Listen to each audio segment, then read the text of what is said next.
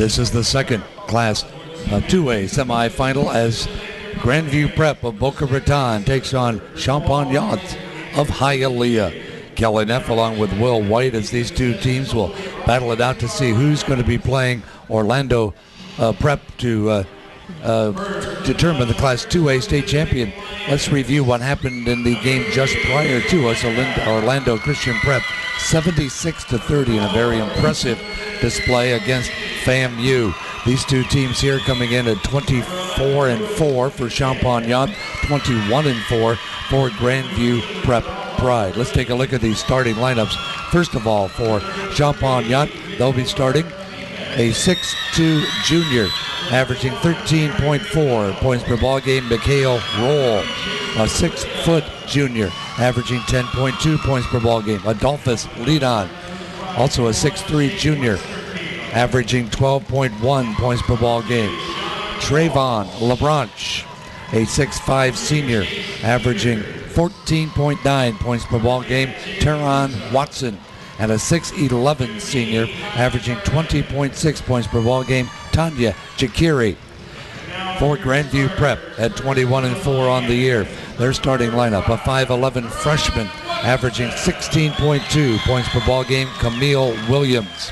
A 6-foot junior, averaging 18.6 points per ball game, Eric Mance. A 6'3 junior, averaging 16 points per ball game, Yvonne Cannell. A 6'3 senior, averaging 18 points per ball game, Daniel Garga. And a 6'4 junior, averaging 4 points per ball game, Alex Jones. So that sets the stage for this semifinal matchup in Class 2A. A reminder, you can always purchase the DVDs for these broadcasts, this game or any other game that you may wish. All you have to do is go to FHSAAsports.com and they'll walk you through it, and you will be the owner of a DVD from the 2012 Boys State Basketball Tournament. Kelly Neff along with Northeast to St. Petersburg coach Will White.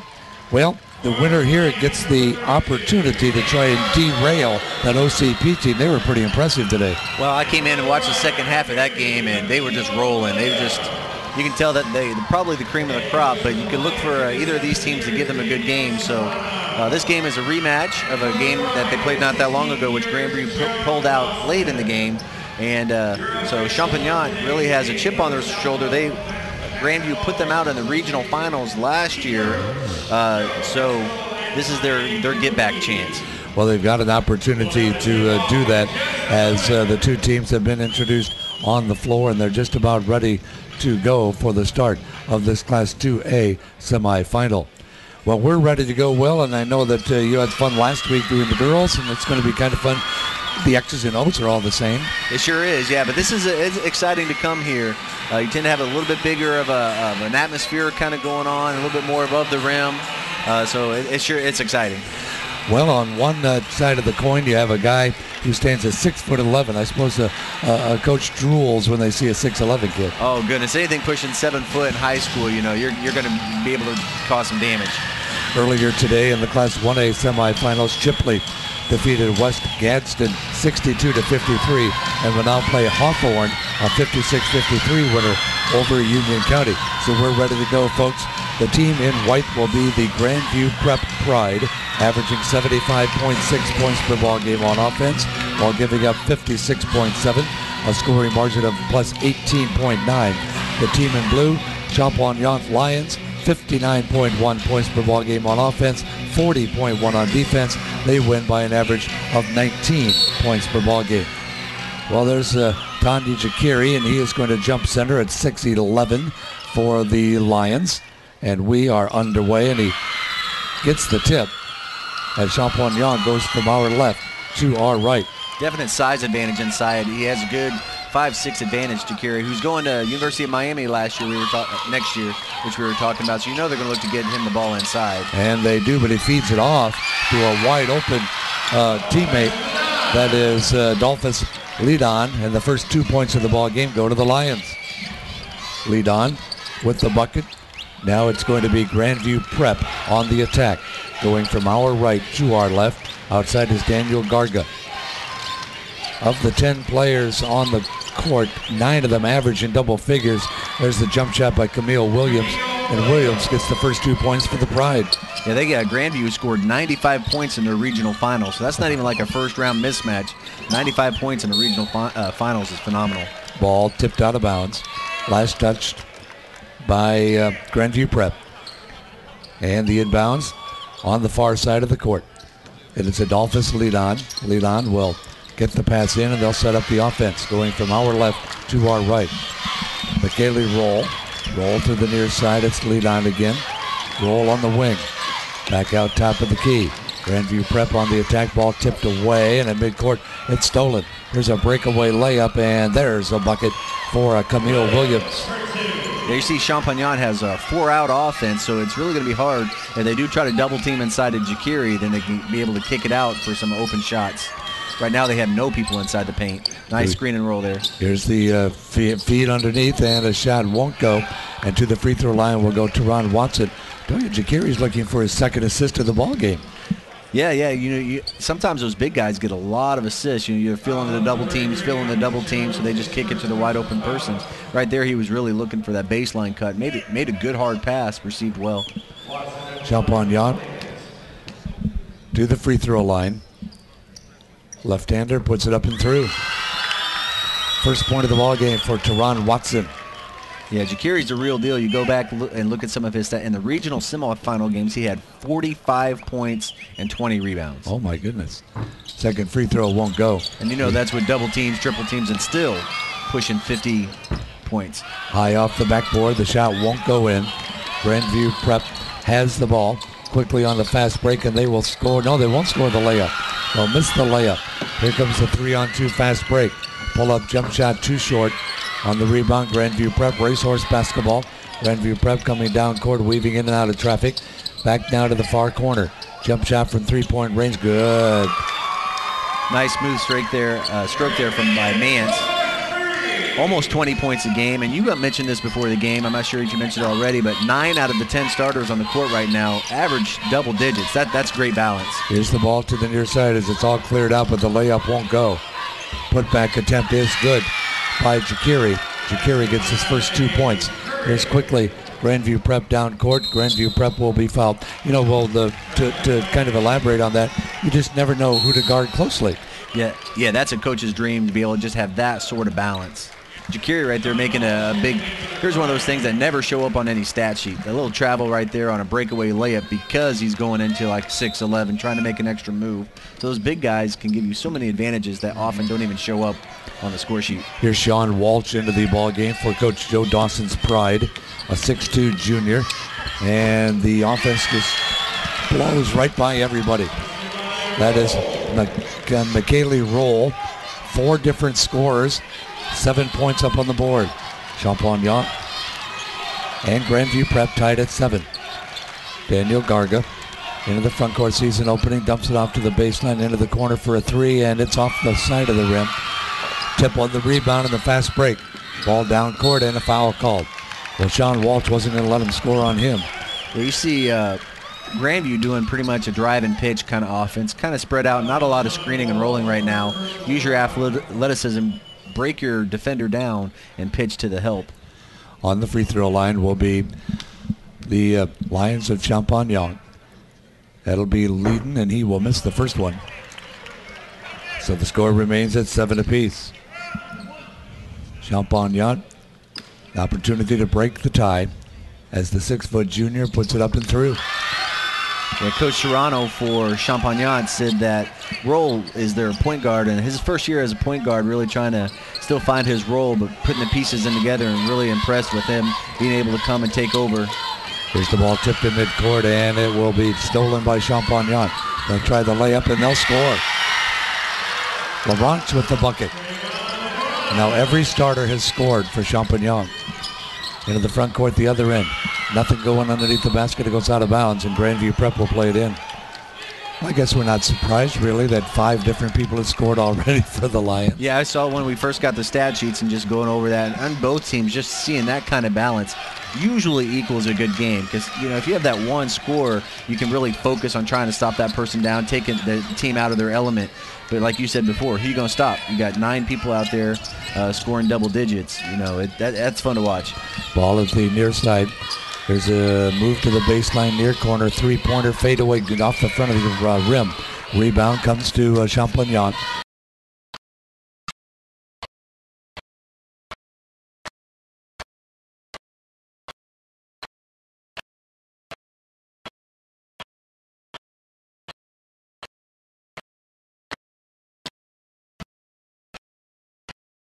LeBlanc with it, off the roll. Joel can shoot the ball as well, averaging 13.4. He drives, he shoots, he scores. And then we have a charging foul. Will they count the basket, or are they going to wipe it off the board? And they apparently are going to wipe it off the board. Foul number 1. And with 3 minutes and 53 seconds left to go in the first period, it's a 10-7 lead as the Lions from Champagnat have the upper advantage. Well, Will kind of alluded to this earlier, where Grandview Prep in the regionals and the districts really put up some points. They beat Boca Raton 85-43. They beat Lake Worth 75-63. They beat Masters Academy 87-30. They beat Lake Worth Christian 85-61. And Sarasota Christian, as you mentioned, Coach, 95-67. I think if I was a Champagnat, I would look at that with my eyes wide open. Yeah, that's scary stuff there, to see just that, and consistently that many points. The thing that Champagnat has going for them is they only averaged 57 points a game in the regular season, but all of a sudden something clicked with them, because in the postseason they're averaging 75.3 points a game, so almost 20 more points a game in the postseason. So I think they just decided to wake up and, hey, let's go get this. Champagnat, as we mentioned early on, win by an average of 19 points a ball game, while Grandview Prep wins by an average of 18.9. So it's the old adage that something's got to give here. Here's the inbound for Grandview Prep. Daniel Garga, no pressure in the backcourt as he leaves it for Ivan Canelli. Canelli will bring the ball up. Yeah, neither team's put too much full court pressure. You think just a good, solid half-court defense, man-to-man. Three-pointer from the corner, no good. Here's your drive and pitch. There's a runner in the lane, it's good. Hitting that one is Camille Williams. Williams with 6 points, and it's a 10-9 ball game. On the inbounds, it's nearly stolen away. There's Watson into the front court, 3-on-2. He'll lay it up, but he'll miss it. Rebound goes out of bounds, and it will be played in by Grandview Prep. 42.9% shooting for Grandview Prep, and even 50% shooting for Champagnat Catholic. As Grandview Prep walks the ball up court, going from our right to our left there in the white. Yeah, pretty even stats that whole first quarter there, thus a close game. Each team's still trying to figure them out so far. Walsh in the corner. Back out at the point around the perimeter. They reverse the ball to the baseline. A shot is too short. And on the rebound is Chikiri again. Yeah, again, one of those, even if he didn't get credit for a block there, changes the shooter's direction, which basically makes them miss it. So again, those things that aren't in the box score that really help you by having a big guy. It's already his 4th rebound of the ball game. On the missed shot, it's taken by Grandview Prep. Got somebody open, look up. And they're going to throw it away. Jakari might have been able to get that one, but not there. And neither of us, certainly. No. Grandview Prep with 3 turnovers. I'm quite vertically challenged. Yes. Aren't we both? Here's the inbounds. Well, first we're going to have a sub come in as Eric Mance checks back onto the floor. Daniel Garga will get a rest. Kelly Neff along with Will White from Northeast St. Petersburg as the Lions will get the ball in. We have the Lions and the Pride. Yeah. Put those two together, huh? We have a pride of Lions out there. You don't see that very often where it works out just that well. Yeah. Here's the ball into the front court. A drive. Finger roll. Won't go. Getting his own rebound and putting it up, but missing it is roll. And on the rebound, we have a foul called. This one will be against Ivan Canelli. Yeah, I actually watched a game in the regional finals with Bradenton Christian against Shorecrest, who plays later tonight. And this is the crew that worked that game. And a real strong crew, but they did tend to give the team the benefit of the doubt. If you go in hard, they were going to give you the advantage and get to the line. A lot of free throws that game. Lowell will make the first one. You know, we don't often talk about it, but officials have to be acclimated to the tempo as well. Absolutely, yeah. Looking at the tempo, both these teams here are aggressive, driving type of defenses, so you have to pay attention. Second free throw pops out. Rebound taken by Kennelly. Kennelly into the front court. This is Sean Waltz back to Kennelly between the two circles. They wing the ball. Yeah, Champagnat actually in a 2-3 zone, but really extended, matching up more like a Syracuse. Champagnat with the lead. Here's a move inside and a block shot by Jakiri. At the park, you just say, get that out of here. Here come the Lions. A lot of quickness out there. Lions get the ball to the near side. Faking right and going left, and a reaching in foul is going to be called against Kennelly. That'll be his second.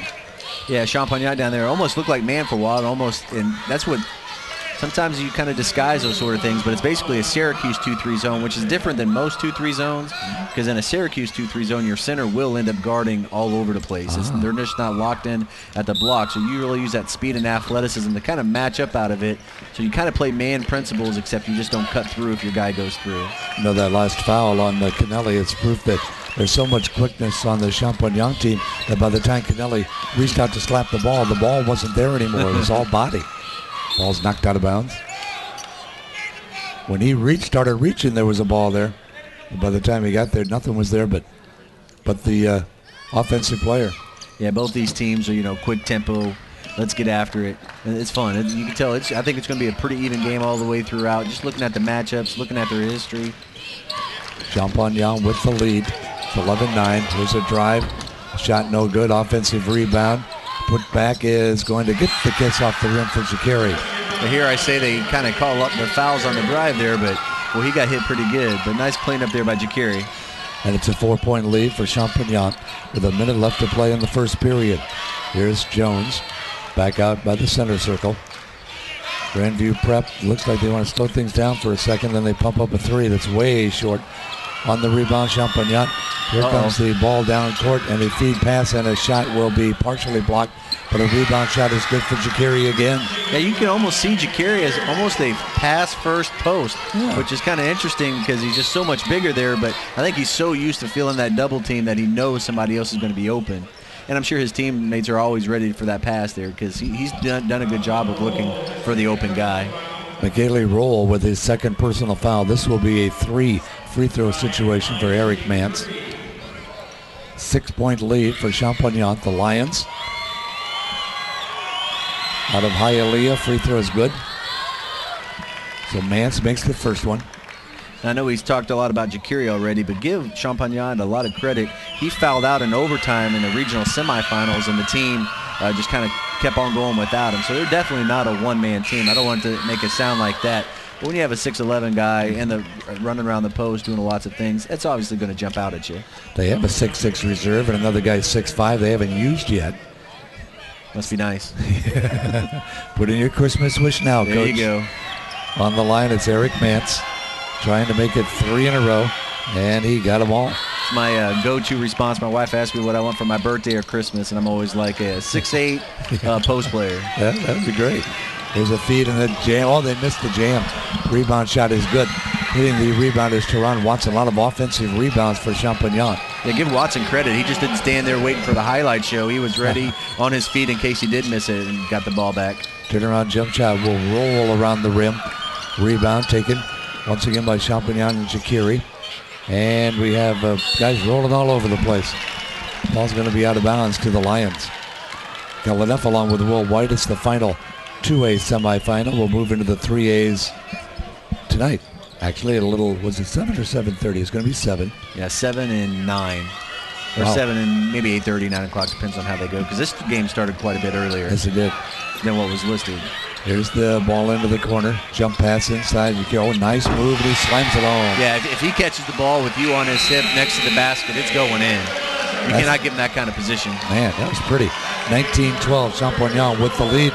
We're at the end of the first period of the Class 2A semifinals. We'll be back for the second quarter next. We can get a player up here. Oh, that's good stuff. All right, perfect. Prepare a Wiley Ballard graphic. Do you want me to start the stream? Start the stream. Camera 3. Beautiful. We're coming in on 1. For more information on how your school can join the Play on School broadcast program and participate in the FHSAA network, go to FHSAAsports.com/SBP. Earlier today, I was able to do one of the 1A semifinals, Coach, and Chipley had like a 7-0 run in about 20 seconds. It was one of the most impressive things I've ever seen. But that turnaround slam dunk by Jakiri is also pretty impressive in its own right. Yeah, you don't see too many in high school drop step dunks. You know, usually it's on the run with a little momentum. But that just looked like he was just getting a drink of water. Like, no big deal. Here you go. I'm gonna put this in. 8 points for Jakiri, along with, well, a number of rebounds. And we'll get the official stats. Every time there's a stop in action, a timeout, end of quarter, that sort of thing, we get updated stats. So we'll keep you informed as to the progress of that young man statistically in this game. You can watch him. Of course, he's number 23 in the blue. And he has 7 rebounds already and a block shot. Ball near side, now top of the key. Grandview Prep trying to keep from being buried early on in this first half. Here's a little looper, no good. You have to get it up over that 6'11" kid. That alters just about every shot in the paint. And he has 2 assists already, too. Champagnat's Jonathan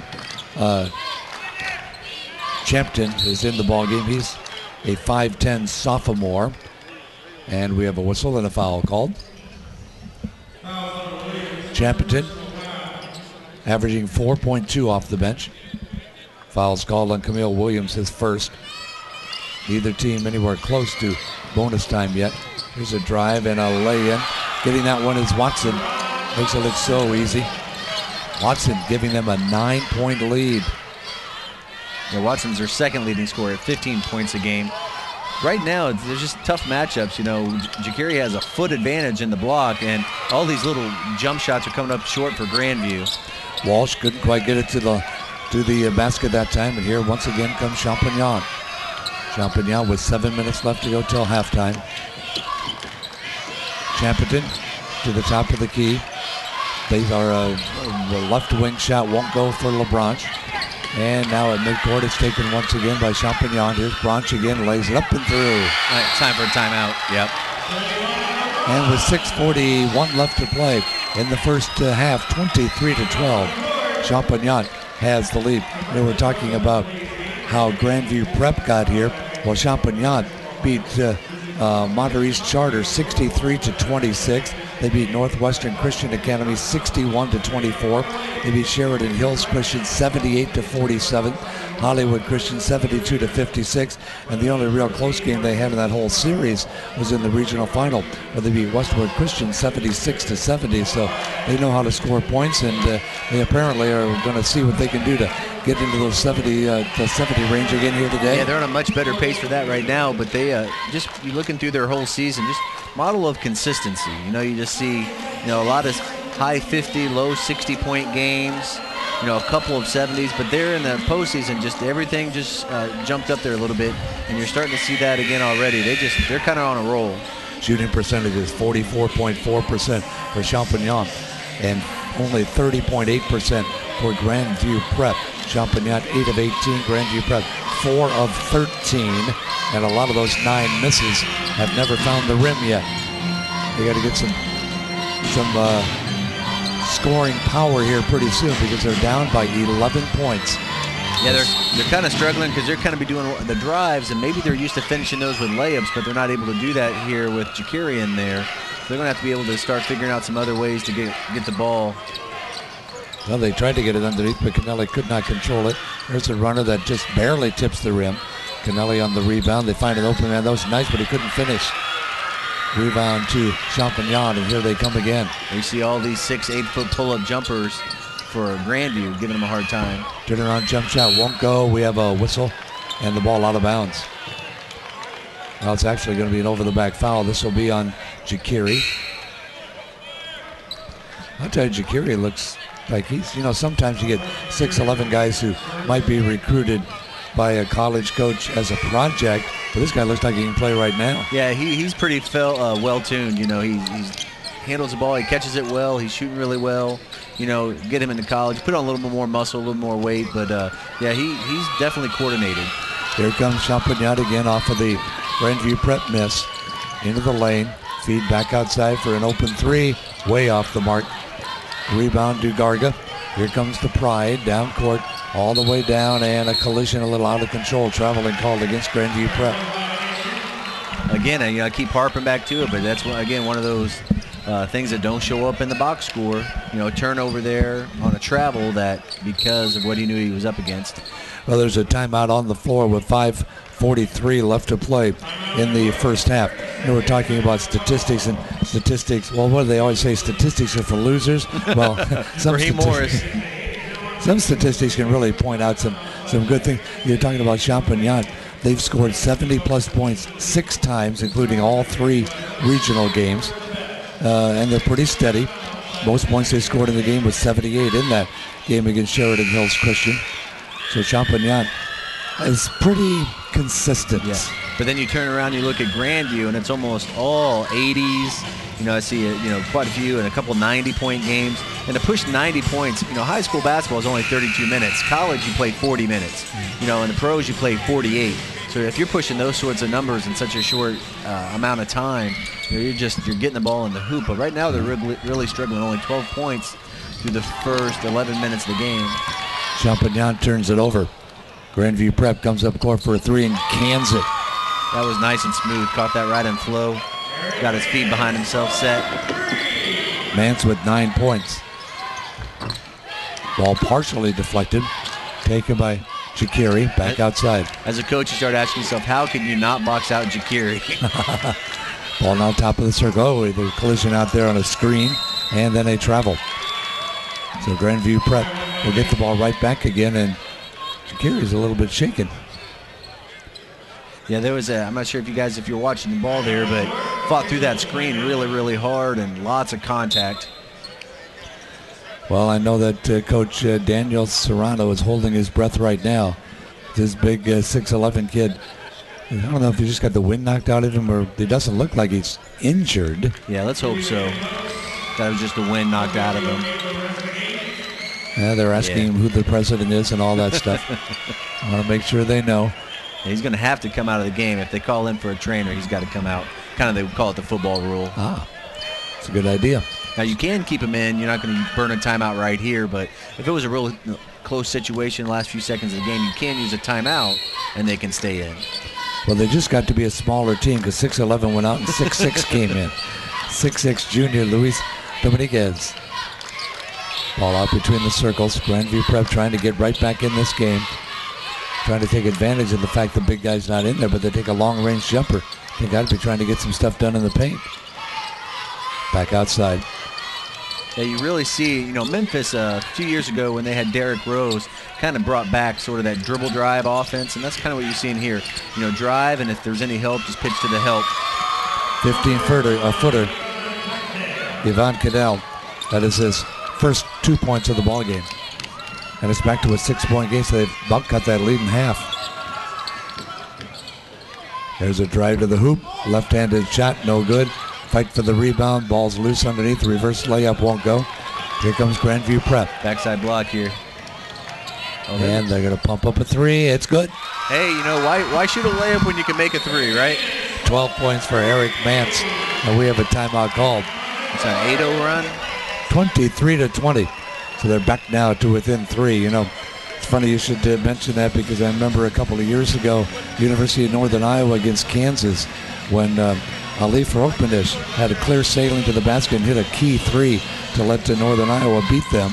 I was fortunate enough to be able to broadcast the high school games for Ali Farokmanish from Iowa City and to do the University of Northern Iowa basketball broadcast. So that's what that reminded me of. Right. You got an open lane to the hoop, but why? When you're confident you can square up and hit a 3, you might as well. I had a player once, and it would have looked good if it happened, but had a breakaway layup to tie it, stop, and tried to shoot the 3 for the win and missed it. And of course, everyone's yelling at the coach in that, but sure. It's like, hey, I didn't decide to do that. That's but right. If it goes in, you look like a genius. Sure.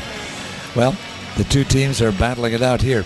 As Champagnat had an 11-point lead, and as you can see on the screen, they now have only a 3-point advantage. Although Raheem Morris burned the idea of using stats, I always kind of say the video and the stats don't lie. They really don't. And, you see a Grandview prep team that scored that many points consistently, kind of struggling. They just had 12 points a minute ago, and now it's all the way up to 20. So, that stats prove that they're going to find their points. They're going to find their rhythm. The only thing on these stat sheets you can't tell is who has the heart. Exactly. Say 3 things you can't coach are size, speed, and heart. Here comes the ball into the front court. Champagnat. Out to LeBranche. Feed it inside. Gary turns, shoots, and banks it in. Like a big guy who can use that backboard. Yeah, that's his second foul. He went after the ball to try and either tip it away or intercept it and commits the foul. Yeah, that's a loss that Tim Duncan, if any young people are starting to learn how to play and you're going to be around the post, you can still use the backboard and be a phenomenal player. 31.8% shooting for Grandview Prep, 38.5% for Champagnat. And there's a timeout with a 25-20. Take a look at these stats. The 2 people, at least for Champagnat, that I think are the keys are Jakiri and Roll, and they each have 2 fouls apiece now. Yeah, that can definitely start coming into play here. You start figuring out, how much do you want to risk getting a 3rd foul in the first half? That's a tough balance, and I think most coaches, you understand your players. Some players you can put out there and say, hey, look, don't pick up another foul, and you can trust that they won't. But other people, they just, they have that one gear, and it's real dangerous. So you start gambling a little bit there if you decide to keep them in. 10 rebounds already in the ball game for Tanya Jakiri, plus 2 assists and 1 block shot. They have him down for only 6 points. I have him down for 10. I'm going to have to double check that before halftime. All right, we're going to go fire somebody. Yeah, I think them. Maybe I miscalculated, but we'll look at halftime and see. And again, looking at the stats there, that you see both teams a pretty even distribution of shot attempts. You see for Champagnat, you have 9 attempts, 4, 5, 5, 3, and for Grandview, 5, 4, 7, 3, 2, 1. So everyone's kind of staying active, and that actually, as a fan, is really fun to watch. Here's the ball tipped away. Grandview Prep with the turnover, and at the other end, we have a reaching in foul on Jason Williams. He's a freshman for Coach Serrano. Comes off the bench, averaging almost 4 points a ball game. Commits his first personal foul. Leah, let's look up there on the board and see. They got it right. They got 10 points for him. I didn't think I was losing my mind. No, you're good. You're good. I trust your stats for sure. So they'll correct that. Here comes Roll on the free throw line, and he will make the first one. 71% free throw shooter. Again, that's the kind of lost art of modern basketball is those free throws, and it's all just about what kind of time do you have. In basketball, what you put your time in, you're obviously going to get better at. So a lot of people spend their time dribbling and dunking and shooting threes, and they kind of forget about the free throw. And Roll makes the second one. Do you as a coach like to make the players hit so many in a row before they get in practice? No, I'm not. I'm a big believer that free throws, that's a March to November thing. Just so much time and reputation. We do a lot of free throw shooting before practice. There's a foul on, looks like it's going to be Vitor Khalifi. No, I'm sorry, that's going to be Alex Jones. Yes. Alex Jones committing the foul. It's really hard to replicate pressure free throws. You can run them, but nothing's going to replicate a fourth quarter. I got to make this free throw to win. So I think a lot of it's just coming back to repetition. You've done it so many times. You just got to trust your instincts. LeBron's with the first free throw, making it an 8-point game again. So after Champagnat's 11-point lead was cut down to 3, they've gotten it back up to 8 on the rebound. Canale into the front court. Now they bring it out to the point, and Mance controls it. Yeah. Champagnat's in man defense now.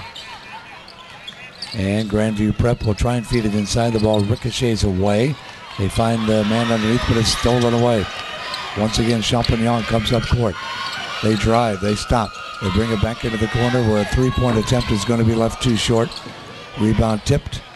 Grabbed by Grandview Prep quickly. Oop, they don't have the numbers. 2-on-4. So they bring it back outside. Boy, they had an open 3 and didn't take it. Ball back out now. It's taken by Garga.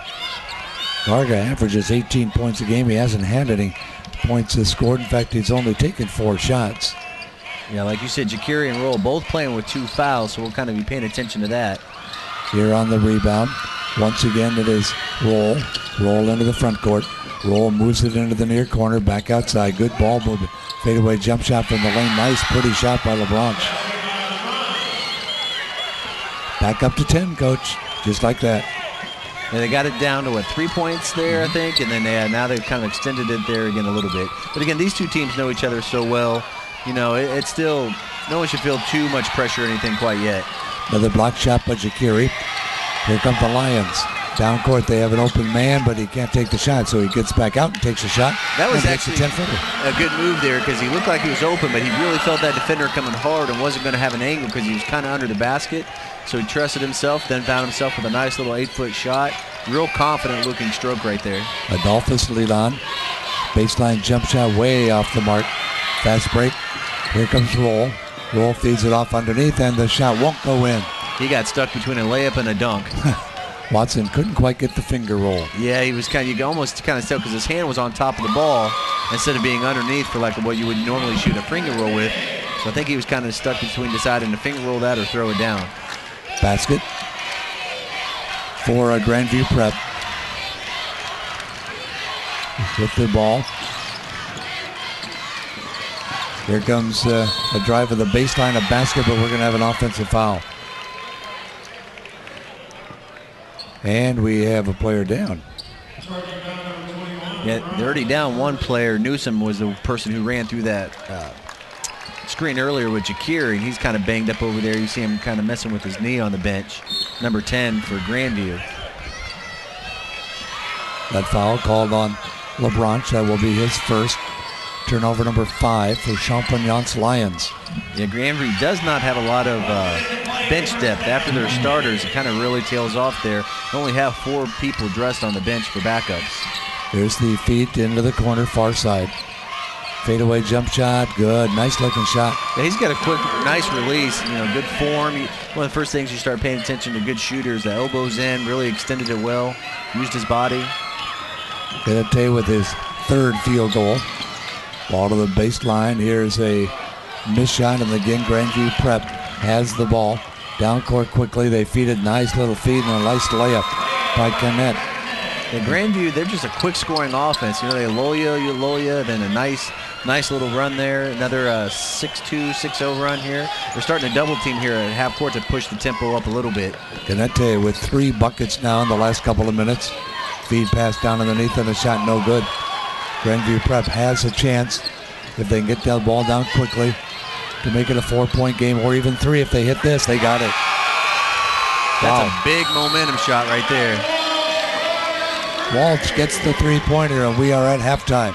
The score, Champagnat 32, Grandview Prep 29. An excellent comeback late in the second period. Yeah, if I was Champagnat, even though you have the lead, that's a little scary because I feel like they've definitely outplayed Grandview this whole half. Grandview, on the opposite hand, if you're that coach, that's what you're saying. Hey, we got outplayed. We're down 3. 29, 32, 29. That's going to do it for the first half.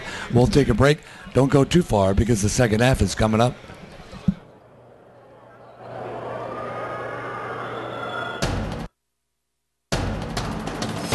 We can get a player up here. Oh, that's good stuff. All right, perfect. Prepare a Wiley Ballard graphic. Do you want me to start the stream? Start the stream. Camera 3. Beautiful. We're coming in on 1. For more information on how your school can join the Play on School broadcast program and participate in the FHSAA network, go to FHSAAsports.com/SBP.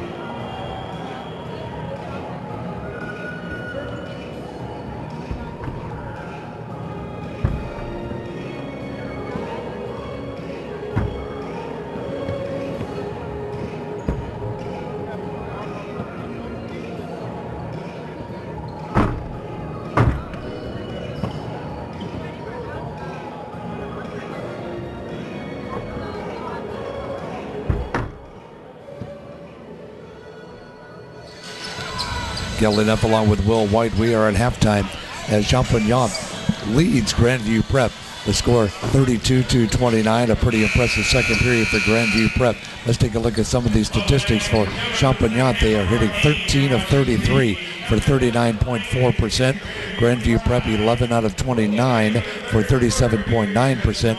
4 of 10 three-pointers for Grandview Prep. 0 for 4 from three-point range for Champagnat, who has hit 6 of 10 free throws, while Grandview Prep has 3 for 3, 23-18 rebounding edge in favor of Champagnat. 5 turnovers for Champagnat, 8 is all for Grandview Prep. As you can see, the offensive and defensive rebounds totals on the board. 10 rebounds already and 10 points for Jakiri. He had his double-double before halftime, Coach. Wow, that's actually, he had a really good half. Just, he's such a good all-around player, passing the ball, get everybody else involved. But get Grandview Prep, they kind of hung around, just didn't seem like they gave up or anything, and got right back into it. They are definitely battle-tested. Grandview, they played 3 teams in the that's going to be here this week in Lakeland, and beat 3 teams: American Heritage 5A, Pinecrest 4A, and Champagnat they beat not that long ago. Well, if you want to buy a DVD of this broadcast, go to FHSAAsports.com, and you'll be able to find the link right there, and you can order as many as you'd like. This game and any of the other 23 games that we're broadcasting during this entire week. Yeah, and this is Grandview's 6th straight Final Four, but looking for their first championship. Wow. Grandview as a school has never won any state championship of any kind in any sport. Last week, because their girls were here in the Final Four, and they were also looking for their first. So that's got to be the very special. No one can say anything other than to take away we were the first to do something. So here's a feed underneath. Nice look, but they can't get the roll. Good job that time by Canetti, but not able to get the assist. And the rebound comes to Champagnat. Champagnat into the front court, leading. Feeds it down underneath. There's a turnaround jump shot. Nice soft touch, but he left it too short. Rebound shot by Jakiri is going to be taken away. Here comes Grandview Prep with the layup, and Williams scores the first bucket of the second half. Yeah, that's one thing Champagnat's really got to look forward to, is getting a safety back, because Grandview Prep, once that ball goes up, you can see they're shooting somebody out. Down at the park, we'd call that cherry picking, but, hey, it's your responsibility to get back on defense, so they're really shooting out. Here's a jump pass back outside, around the perimeter into the near corner. Champagnat in the blue, going from our right to our left. Grandview Prep. Yeah, it looks like Grandview Prep may have changed to a 2-3 zone. 2-3 zone could really be helpful with helping on a big guy, because you're always going to have 2 people around you. So, yeah, they definitely look like 2-3 zone here. And they played their first half almost entirely man. Here's the feed to Jakiri. Turns, shoots, and misses. That's a good move. If he's taking 15-foot jumpers, you're happy as a defending coach. Adate gets it into the front court. I think I've pronounced his name about 16 different ways today. Ball's knocked out of bounds. I'm just staying away from it. Here's the inbounds on the far side. Grandview Prep going from our left to our right. They're the team in the white. Their leading scorer, number 35, Eric Mance.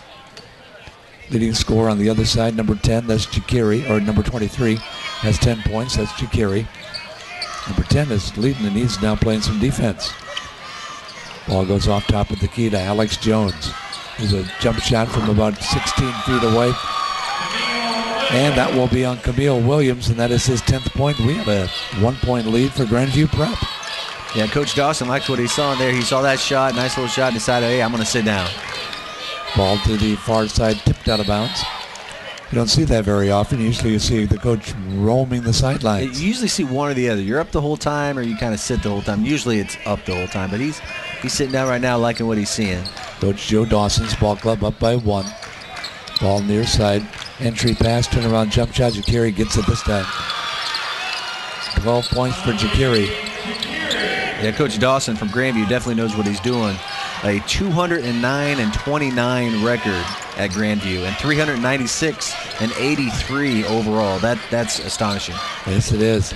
He could be joining the 400 club before too much longer. Ball top of the key to Canete. In fact, I think he has a couple more wins, because they were saying if they did win a state championship, it would be his 400th win. Here's the shot, no good. Too high off the backboard, or too high off the rim. think when they submitted that information, they were a couple of wins shy of getting here. Yeah, you got to start putting that information in a little bit, like usually around regional semifinals, so that they can make sure that they get that in. But not to be outdone, Coach Serrano, 141 wins, 54 losses, 56-6 at Champagnat. Wow. Ball top of the key. It's a 1-point ball game now for Grandview Prep. They leave that one short. Yeah, the 2-3 zone's giving Champagnat a little bit of a change of pace, so they've been pretty successful with that. They're still playing man defense. Ball good to the back base. cut. Yep, there's a shot. Good. Basket by Mance. That's 14 points for him. Assist to Canate. Now it is a 3-point lead for the Pride of Grandview Prep. Ball near side. Around the perimeter, they work it into the left corner. Feed it inside to the big guy, and he slams it home again. They got to do a lot more of that. Not the dunking or whatever, but he's almost a little too pass first. And he's trying to get the ball around the free throw line. Post him up one-on-one, almost Dwight Howard-esque. Get it until they stop you. Soon to be a hurricane. Here's a jump shot from long range that rims out. Jakiri didn't even have any effort that time, and he was still above the rim on the rebound. Into the front court. Here's Roll. They can take the lead right back again in a seesaw game. And move that ball around, get it to him there, get it to him. Oh, you got to see that.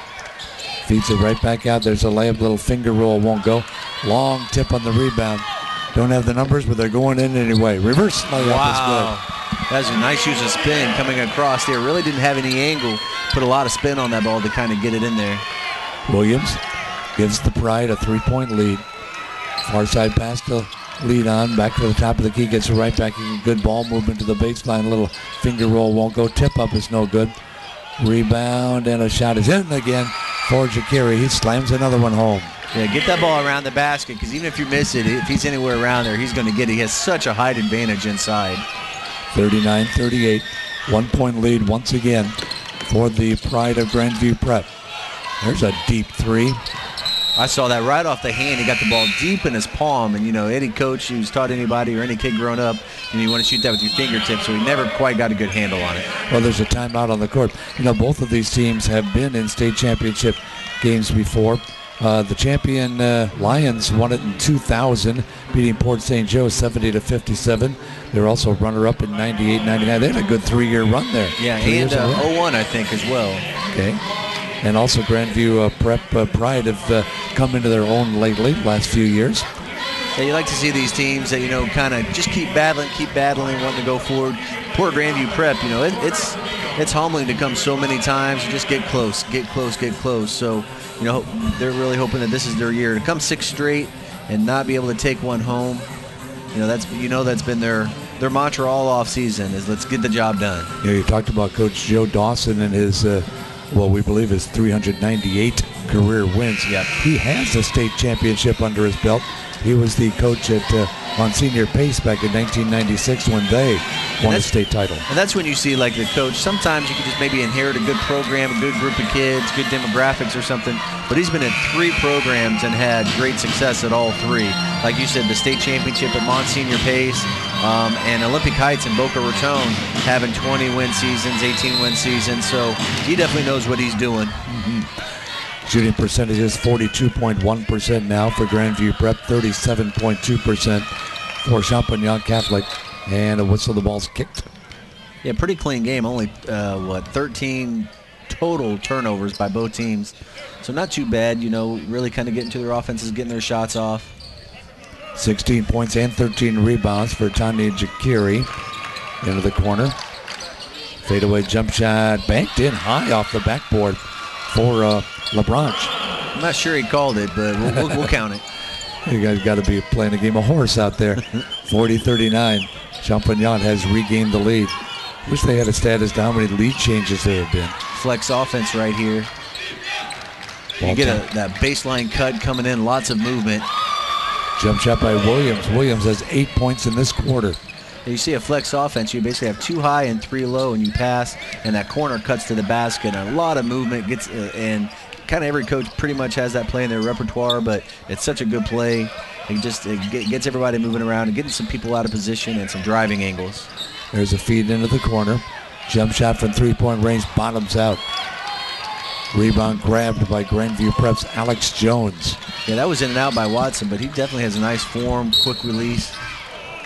There's a reaching in foul on the drive that'll send Ivan Canete to the free throw line. Foul is on Trayvon LeBranche. That's his second. With a name like LeBranche, he's got to go to a school called Champagnat. There's French people all over the place. Yeah, we were talking before the game about the pronunciation, and I'm glad you got it down right because I'm just kind of going off of you. Here's the free throw, and it's good. Ivan Canete with 11 points. The average is 16. As you pointed out, he must have been injured sometime during the year to have only played 11 games. Yeah, and the average, I think, was 16 points a game. So he must have been injured or something was going on to where he comes in. But now he's, become a pretty big piece of the offense. 12 points. Teammates Eric Mance and Camille Williams have 14 apiece. It's a 3-point lead for Grandview Prep. Yeah, again, when you look at Grandview, with 16 points a game, 18, 18, 16 from their big four, and you just can't really lock anybody down. There's a 3-pointer, or it's a 2-pointer. Looked like a long 2-pointer. Yep, that will be for Michaela Roll.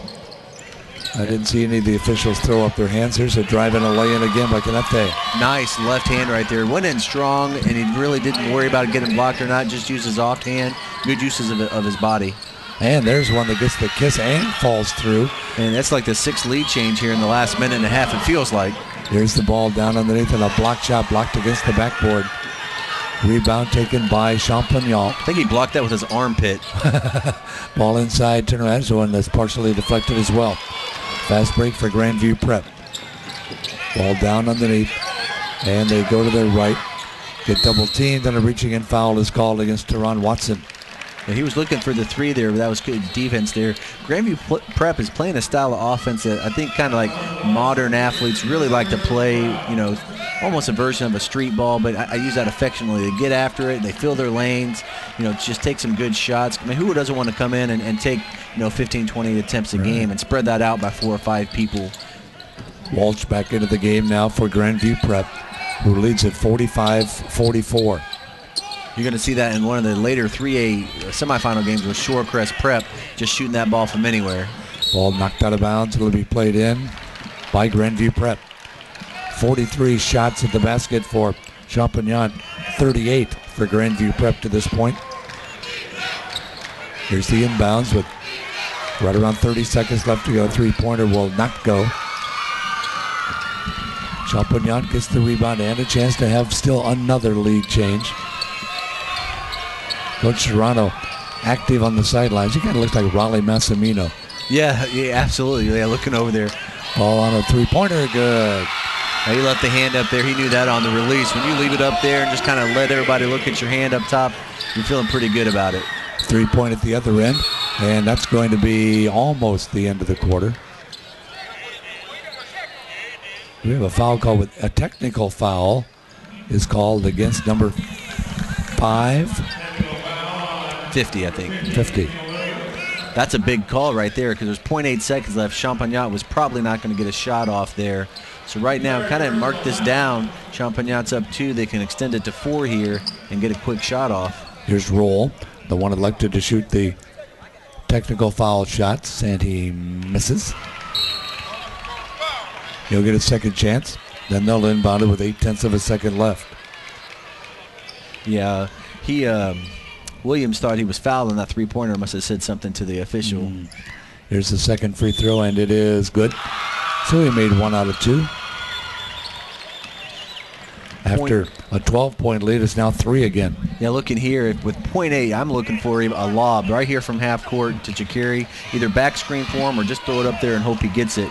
You'd have to be careful with that. You wouldn't want to get a third foul here with something crazy. But I'm looking for a lob. Just get it anywhere near the basket. Maybe look for Watson here to screen Jakiri on a backside block lob. Jakiri just looked over to the inbounder. And that's not how they're going to run it. They do get a shot off, but that's the end of the third period. And it is Champagnat leading it 48-45. A 3-point game. The final 8 minutes are coming up next. We can get a player up here. Oh, that's good stuff. All right, perfect. Prepare a Wiley Ballard graphic. Do you want me to start the stream? Start the stream. Camera 3. Beautiful. We're coming in on 1. For more information on how your school can join the Play on School broadcast program and participate in the FHSAA network, go to FHSAAsports.com/SBP.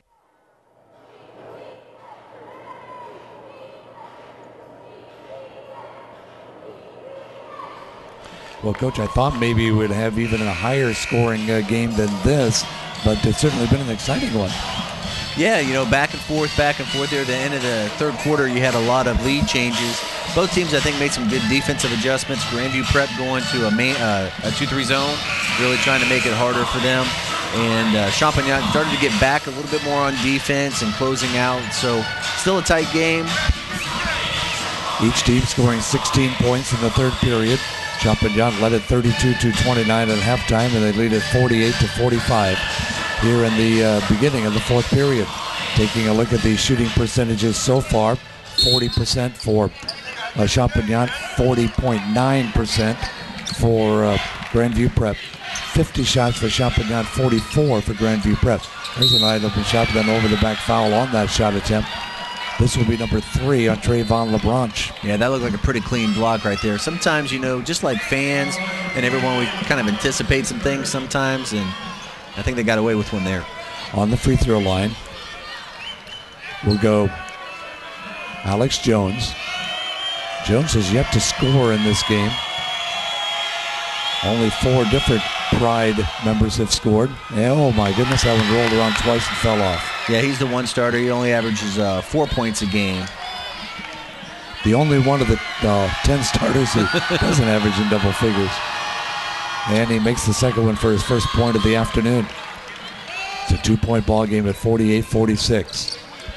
Class 2A semifinal. Grandview extending their pressure there. Champagnat has some pretty good team speed to kind of beat that press, so not quite sure if that's going to be an effective measure. Here's the feed underneath. That's effective. That'll be effective almost all the time. 18 points for Jakiri. 4-point lead, their largest lead of the second half. Yeah, I look for him to be real successful at that next level because it doesn't seem like he has a big chip or ego on his shoulder. He's going to be a good teammate, I think, to play with. Did he ever say why he picked Miami over anybody else? I didn't catch that. It's close to home, but other than that. A lot of times, that helps. I think a lot of people go too far away for something, just for whatever reason to win. Get close to home. Your family can come watch you play. Your friends can come watch you play. Go somewhere where you can be happy. And everyone has a different version. Some people happy as let's get away from home. Right. So I'm sure Mike Krzyzewski would have liked a little height like that to go with his Austin Rivers lineup. Ball out between the circles. He had that big 3 against North Carolina earlier this year. My goodness, that was some game. Yeah, Florida's, boys and girls starting to really put out a lot of talent. Here's Watson on the layup. And now it's a 6-point lead for Champagnat. Grandview put another block shot. A young man is everywhere. And we have a timeout called by Champagnat, actually. That's an interesting timeout right there. You got a nice little run going on. You just got a momentum on a nice big block. Why? I don't understand why a timeout there. Yeah, it doesn't really fit. You got a 6-point lead. You're kind of pulling away there a little bit. You just got a nice putback right there, a nice block against the backboard pinner, which really gets your fans involved. And it looked like they even had a nice little transition going there. So, interesting timeout. Champagnat lost 4 games this year. They lost to Father Carr of Toronto, 51-50. The university school really took care of them, 65-38. And then, of course, Grandview Prep, as we mentioned, beat them by 13. And Sagemont beat them by 8. Grandview Prep, actually, what was their score? 67-54. That was when they beat them late. It was late in the year, though, wasn't it? Yeah, Grandview's interesting. They lost their first game. Then they didn't lose again until the end of January, where they lost 3 in a row. So that's kind of a tough way to go into districts, but I guess that's what you want to do is, that back end of the schedule, get yourself ready for the postseason run. And they were close losses, but they're definitely full throttle now, 95 points again, we said, in the regional finals. In between those losses, they had 16 straight wins, so they reeled off a nice streak. Here comes Adolphus leading, inbounding at midcourt. The 5 starters for Champagnat have been the ones who have done all the points, and they've gone 3 deep on their bench. Yeah, Grandview's went back to man. He's leading out between the circles. They won't let him penetrate. He'll hand the ball off. Now we know what the timeout was for. It was definitely to spread it out and kind of take some time off. Well, you don't want to lose your momentum, though. I'm always leery of that. I completely agree. There's a feed pass underneath, and might as well grab his arm. He's going to make it anyway. As Eric Mance on the foul. Yeah, that's a little too far away, to kind of slow it down. Unless, maybe that's something they're really good at, that 5-out curl offense, really make Grandview come out and play man, because they had been having some success with the 2-3 zone, so they had to go man there. There hasn't been a turnover in this whole second half. It's been very well played. Yes. Both teams kind of doing their thing. Free throw, no good. So I guess Champagnat is a very good ball handling team. They don't turn the ball over much. Yeah, if you feel comfortable with that, then if you feel like you can spread them out and find some mismatches, that could be one of the best things for him. Jakiri with his second attempt, and he'll miss them both. I don't know what it is about big guys and free throws. It just makes it tough. Well, the rebound is tipped to him, so now they can run some more time off of that clock if they'd like. Only 3 team fouls called on Champagnat, only 2 on Grandview Prep. Ball tipped up. Actually, you can give that. Well, you're going to have to give that basket to Roll. Although I'm not quite sure he had more hand on it than one of the defenders. Hey, he'll take it. 8-point lead now. It's back up to almost double digits. Here comes Grandview Prep. Still plenty of time here. They've shown that they can make a run on their own as a foul is called. That's his third. Yep. Big guy has 3. Team foul number 5. And back into the game for Grandview Prep comes Camille Williams. He had been sitting out with 3 personal fouls. Yeah, sometimes you have a big player like that. You want to try to attack them and get them in foul trouble, but he does such a good job of going straight up. You can't really just draw out a foul on him. On the inbounds, a basket and a whistle. The basket will be by Mance. Boy, that's an interesting call, a foul there. He was way in that back corner, and the ball was all the way on this block. It almost looked like he was screened, and this kind of official looking right down at it. But, again, Grandview will take it. The point guard Roll commits his 3rd personal. Mance will go to the line where he has 16 points and now has 17 to become the leading scorer for Grandview Prep and knock that deficit down to 5.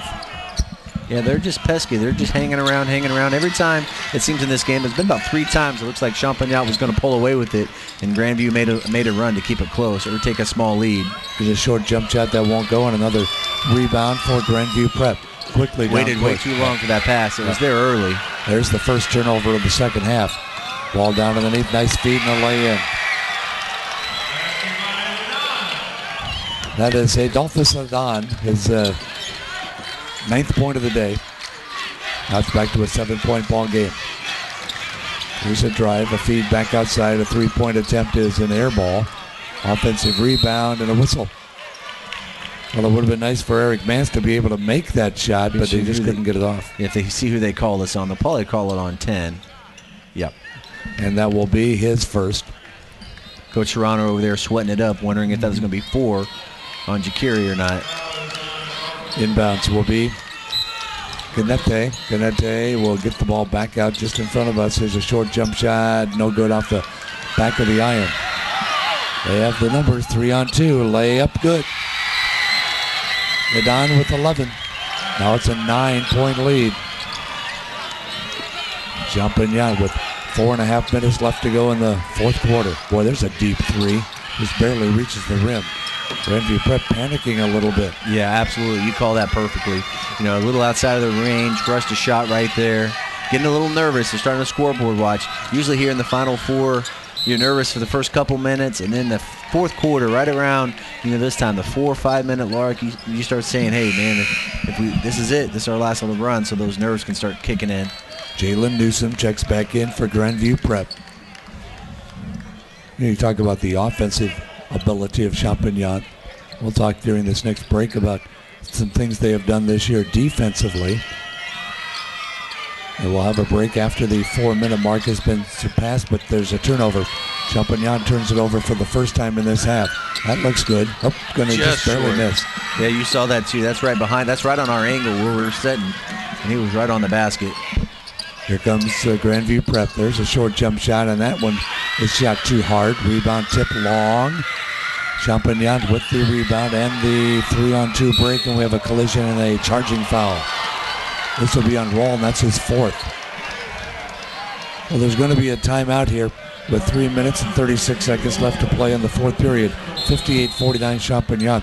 Champagnat, Coach, now this is what I find out. I don't know, how tough some of the teams are that they play during the regular season, but they have held opponents to 30 points or less 13 times this year. Wow, yeah, looking at that, you even see some single or some, low digit like the 10, 14, 21. That's a good call on your part to notice that.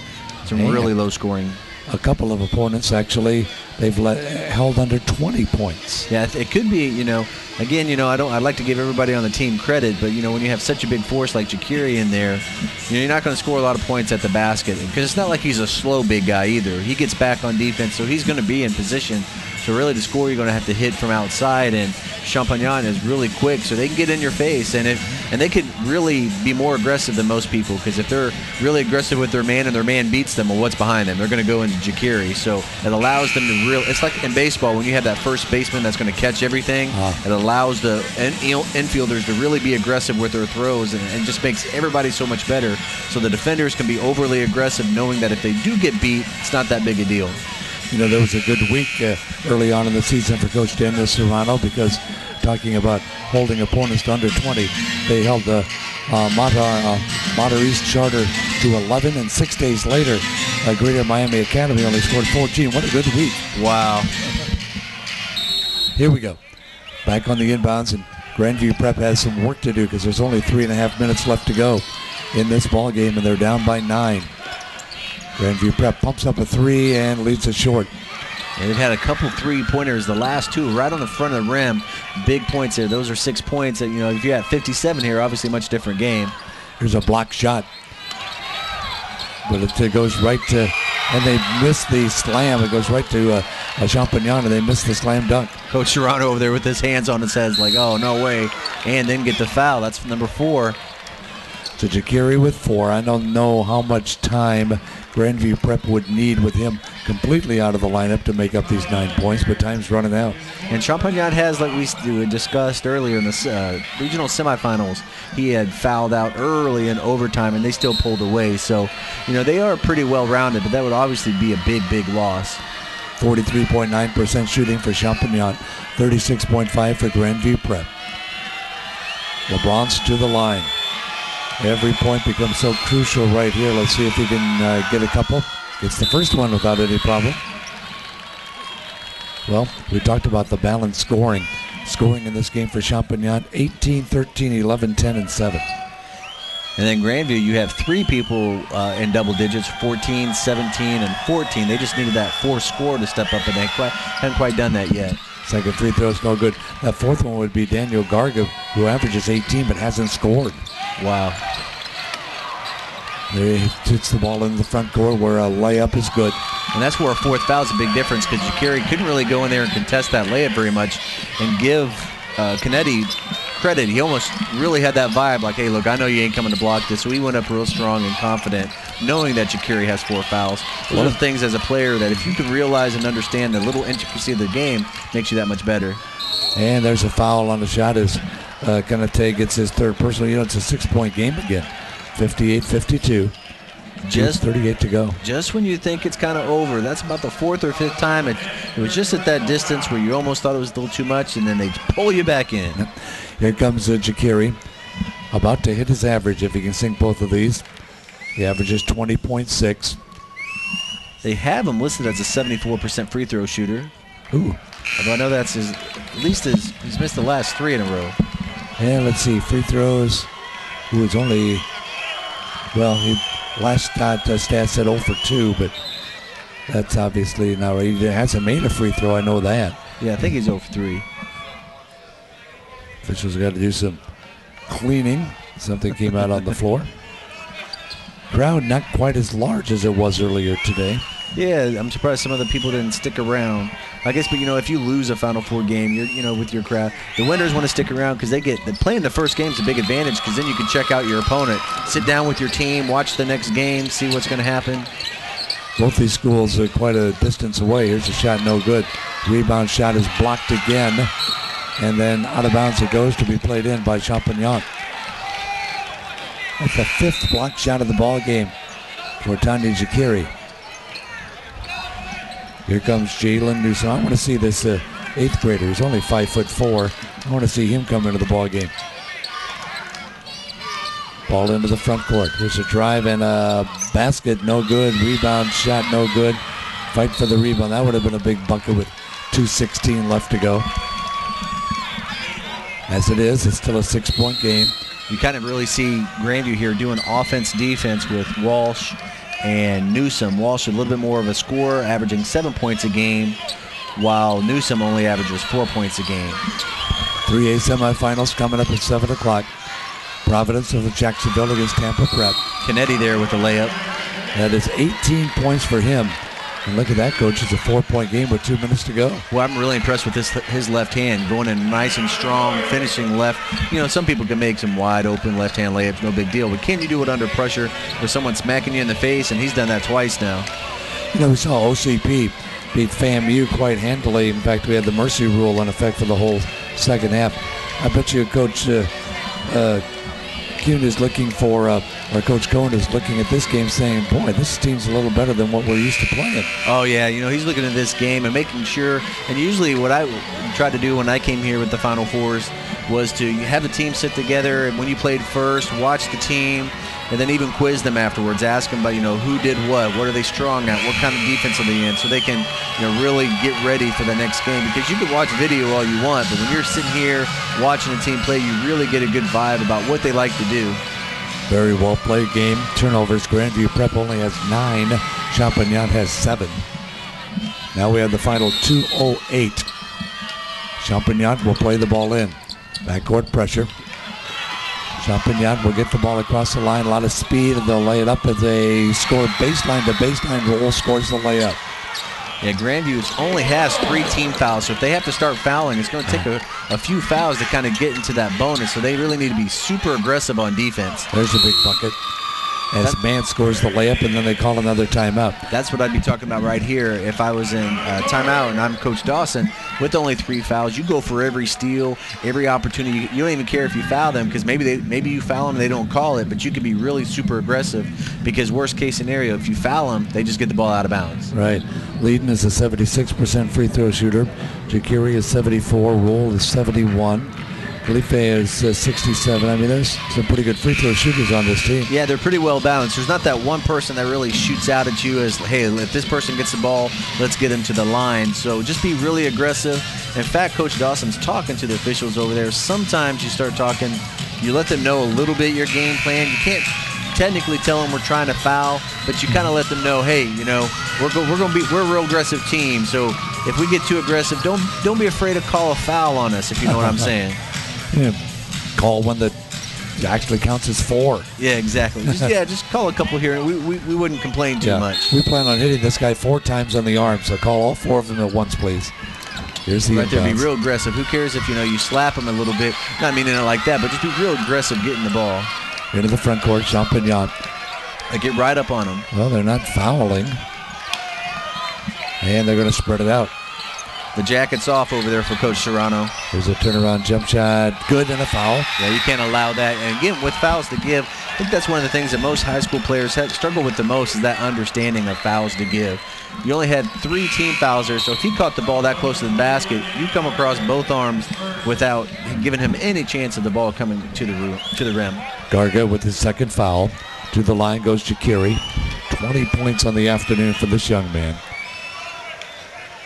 Ready to put the nail in the coffin. 21. That's a big possession right there. An and 1. Down 7. 1:25 left to play in the fourth quarter. There's a move to the hoop and a foul on the basket. They're going to count the basket. The foul's on Watson. Boy, that young man, Canete, is he's really taken it upon himself to try and lead this comeback. Yeah, I've been really, really impressed with his game thus far. You know, he finishes real strong, nice form, a good team leader right there. He was pointing people in the right direction, seemed to be pretty calm. And a timeout is called with The score now looking at 63-58. Canate is going to be on the line trying to make it a 4-point game, which is entirely doable, but they can't give up many 3-point plays down at the other end. Yeah, you can't let him get in there. And he's already tipped his hand, Champagnat, in basically a 5-out offense, and then Jakiri kind of get into the block. So you know they're going to try to pass, so you really be real aggressive, try to double team. Don't let him get across half court, and you really are at that point where you need to be super aggressive and foul if you need to. Well, we're talking about the two teams as the Boca Raton Grandview prep team right now needs a free throw in order to pull back to within 4 points, whereas Champagnat, who had the early lead at 12, now has it back up to a 5-point lead. Grandview Prep hasn't led since the first half. Much different than the game before this, with OCP just rolling all over FAMU, 76-30. Yeah, and I think our last two games, the Providence against Tampa Prep and Shore Crest against Sagemont, are both going to be real good games as well. Good matchups. Here we go with the free throw for Ivan Canate. He's trying to get himself a 3-point play. He didn't get it. Rebound to Jakiri in that backcourt. As you mentioned, they still have 3 fouls to give, but they don't have to right there because they come up with a steal. There's a drive and a basket. Timeout if you get that. Yep, there you go. You stop the clock. Well, that's Garga's first 2 points. That young man had to be feeling frustrated till then. Averages 18 points a ball game. That's his first 2. But it's a 3-point game with 1:04 left to play. Shooting percentages 39% for Grandview Prep, 42.9% for Champagnat. And I really haven't seen Champagnat really doing anything special against him to try and stop him. Just really hasn't had any chance to kind of get into any sort of groove on offense. Well, back to a 3-point game here, so you could be a little bit more back off in the sense like you still want to be aggressive. You have fouls to give, but it's hard to run a stall for 1 minute and 4 seconds in high school basketball. So play some good defense, but you cannot let Jakiri get the ball next to the basket. If you do, you cannot let him get the ball near the rim. We keep talking about Jakiri, but on the other side, Grandview Prep, Canate has had himself a whale of a ball game, 20 points and 9 rebounds to help lead this team. He also has a steal and a couple of assists. And 9 rebounds. Yeah, that's pretty good. 8 on the defensive side. Yeah, you said the 9 rebounds. Well, the rebounding total says the team are even, although there's one dominant rebounder on the other side. That is Jakiri with 17 rebounds. Well, with 1:04 to go, Champagnat is trying to hold on. Can't turn the ball over like they did last time, and they almost do it again. Almost got it there. And again, there's still plenty of time here now. Just play defense, hopefully to get a stop. You have you still got 1 timeout left if you're Grandview. Ball to the near side on a bounce pass. Champagnat gets it down underneath, and the ball is tipped out of bounds. Yeah, almost looks like they were trying to foul him there, but they just call it out of bounds. Here's the inbounds underneath the basket. Watson will play it in. Watson into the corner to Leiden in the middle. Shot's no good, and a rebound foul is called. This one will be against Grandview Prep. Yeah, they're not in the bonus yet, so that's a good aggressive foul. And that's going to be against Canete. That's his 4th. Inbounding it will be Watson. Watson will feed it to the baseline, or get it right back across the lane. 38 seconds left. They need to come out and start fouling people. And there's one right there. Yeah, that was good. Like we had said, if he did get the ball on the block to foul him right away, that's still only the team's 6. So next foul, they'll be shooting the bonus. Still a 3-point game. So Grandview Prep really needs a stop here. You don't want to be down by 5 or 6 heading into the final 30 seconds. Here's the inbounds, and it comes inside. Turnaround jump shot, good on a foul. Jakiri got it. Now they got a chance for a 3-point play.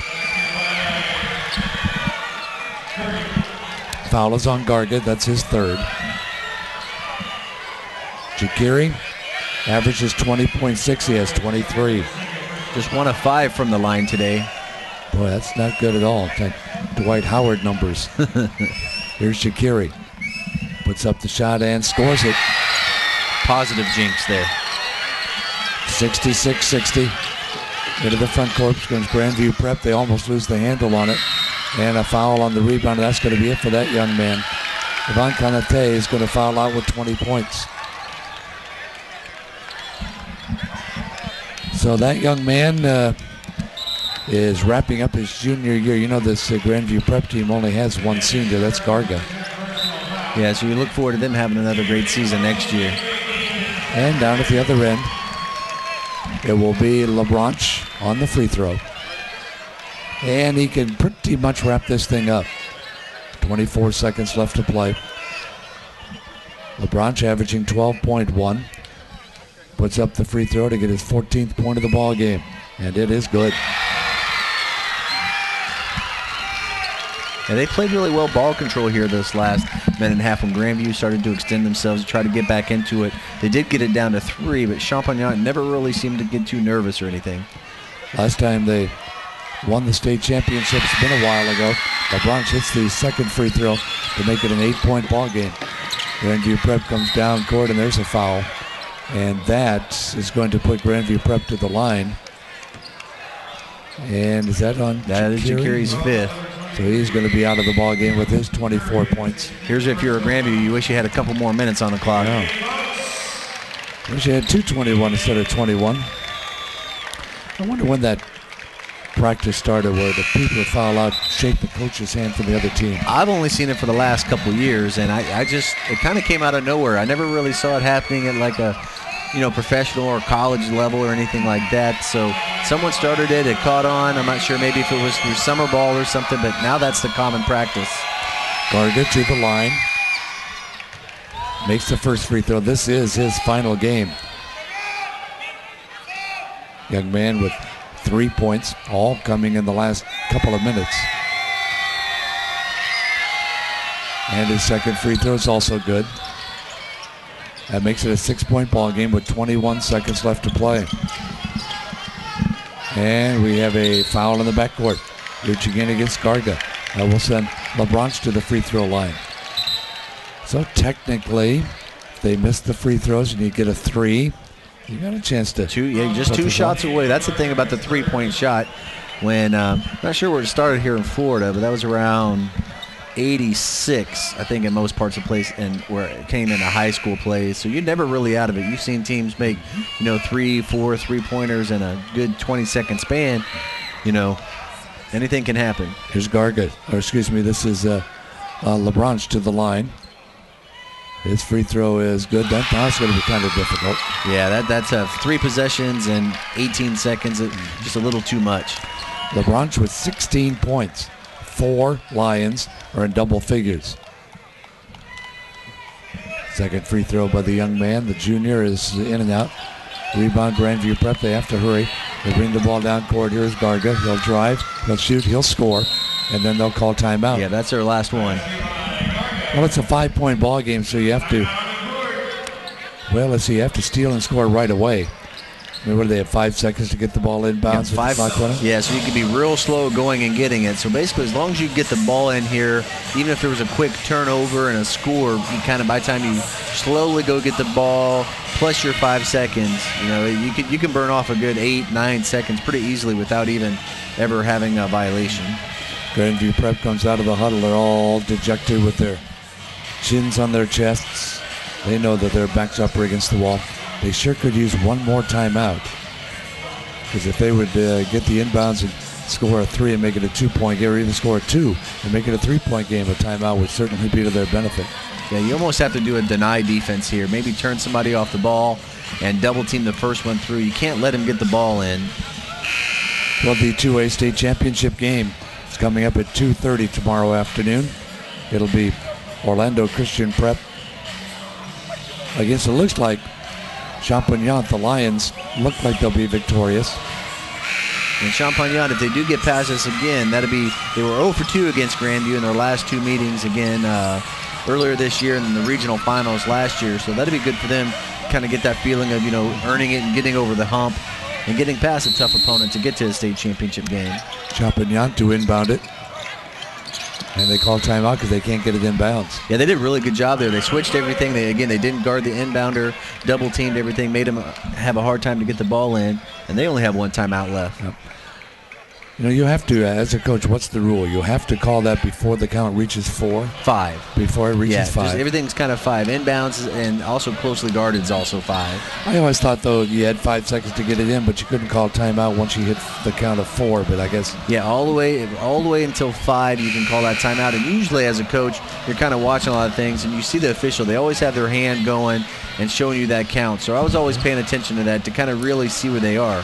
Although my experience is it's really closer to 6 seconds because officials tend to be a little bit slower with their arm movement than what really is 1 second. So you have plenty of time. Well, but can they do it again?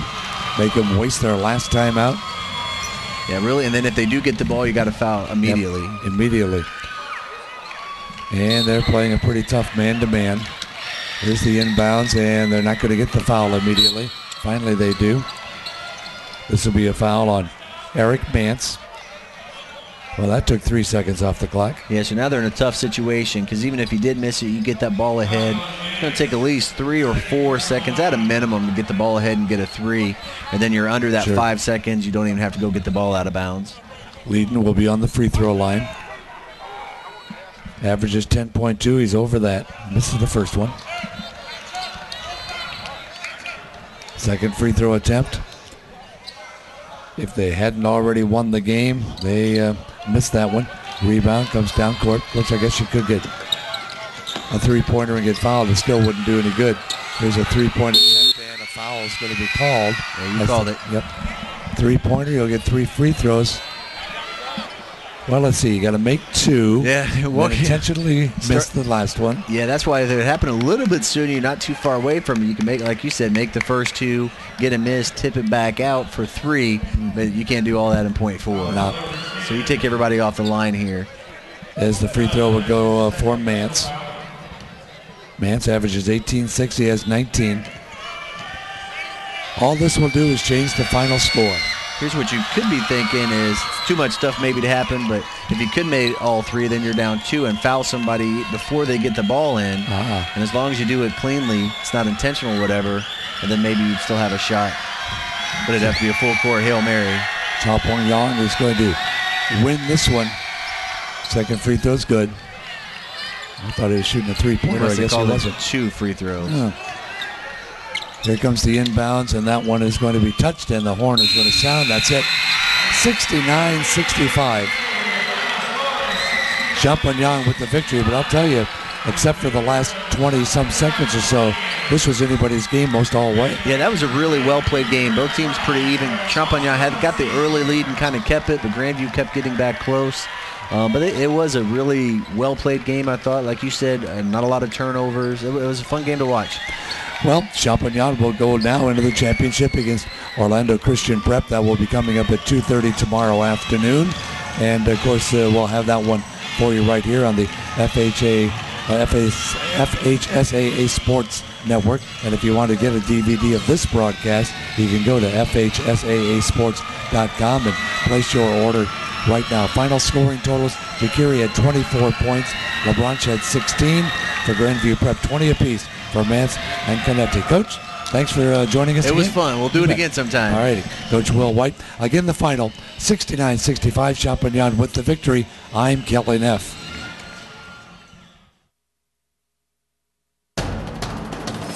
We can get a player up here. Oh, that's good stuff. All right, perfect. Prepare a Wiley Ballard graphic. Do you want me to start the stream? Start the stream. Camera 3. Beautiful. We're coming in on 1. For more information on how your school can join the Play on School broadcast program and participate in the FHSAA network, go to FHSAAsports.com/SBP.